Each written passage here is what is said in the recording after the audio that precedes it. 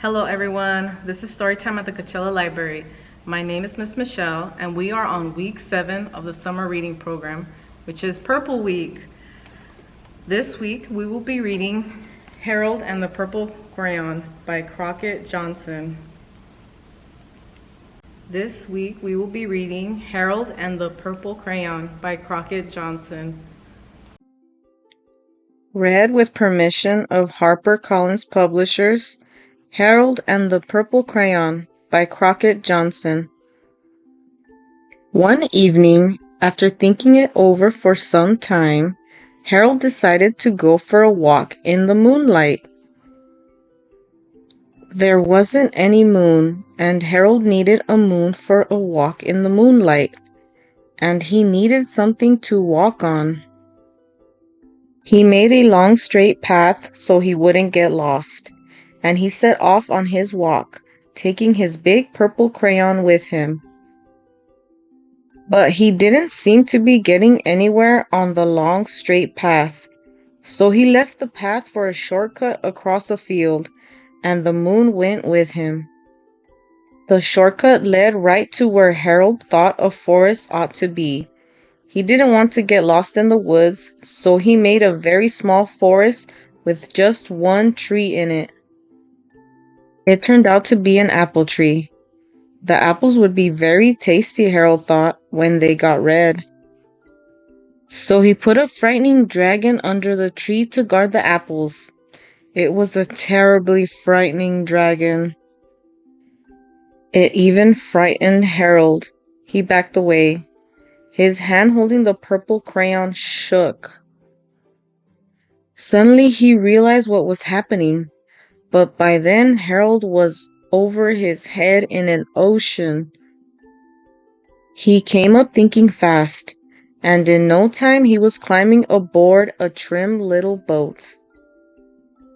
He quickly set sail, and the moon sailed along with him.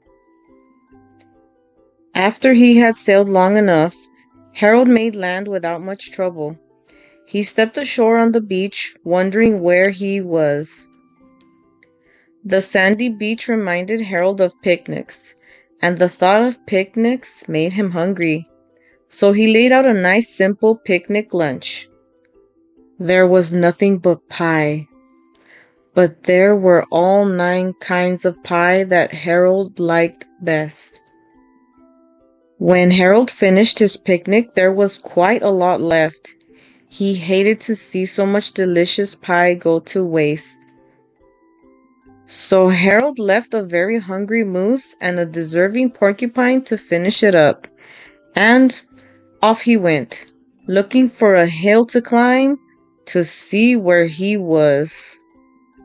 Harold knew that the higher up he went, the farther he could see, so he decided to make the hill into a mountain.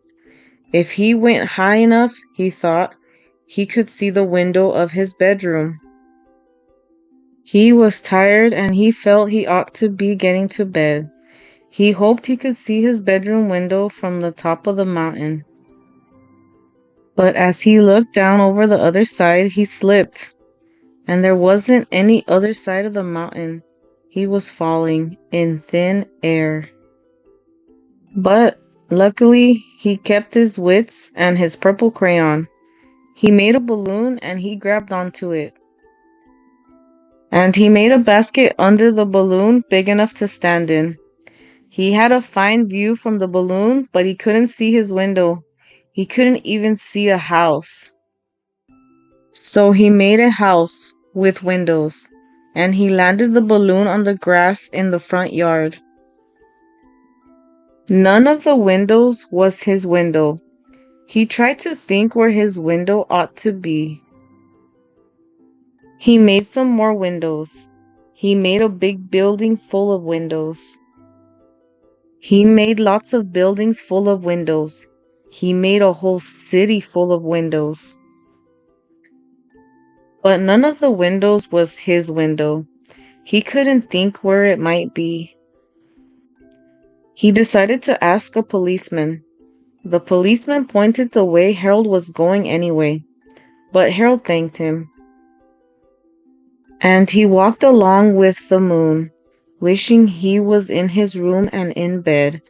Then, suddenly, Harold remembered. He remembered where his bedroom window was when there was a moon.